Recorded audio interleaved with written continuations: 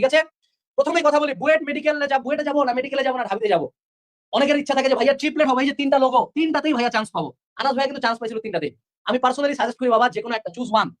অ্যাডমিশনের ক্ষেত্রে যে কোনো একটা চুজ করবা, তোমার হাতে আগামী সর্বোচ্চ করে 6 মাস টাইম আছে। যদি তোমার টার্গেট থাকে ভাই আমি আসলে বুঝি না, আমার আসলে বুয়েটও ভালো লাগে, একটু ম্যাথ ভালো লাগে, একটু বায়োলজিও ভালো লাগে, দুটো মিক্স করে কেমন হয়, দুটো মিক্স করে মামা কোথাও চান্স হয় না, ন্যাশনালও হয় না।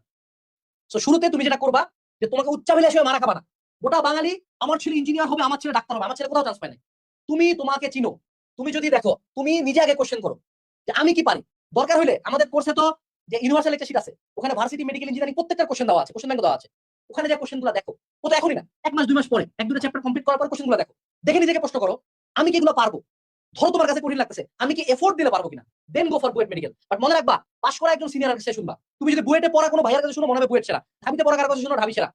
যে পাশ করে বের হয়েছে তাকে জিজ্ঞেস করো, তার কাছে শুনো যে ভাইয়া কোনটা আমার যাওয়া বেস্ট হবে। পাশ করে বের হওয়া মানুষজন রিয়ালিটি বলবে। লাস্ট বাট নট লিস্ট, এই যে শুরুর দিকে তুমি দেখবা BUET party, medical party, engineering party খুবই অ্যাক্টিভ, কিন্তু সময়ের সাথে সাথে বাবা আমরা এই সেম স্টুডেন্ট, আমি তোমাকে আজকে বলে রাখি 2 বছর পরে কথা মিলাই নিও, তুমি আমার কাছে গুচ্ছতে একটা চান্স পাওয়ার জন্য ভিক্ষা চাইবে ভাই, কোনো মতন যদি চান্সটা হয় ভাই।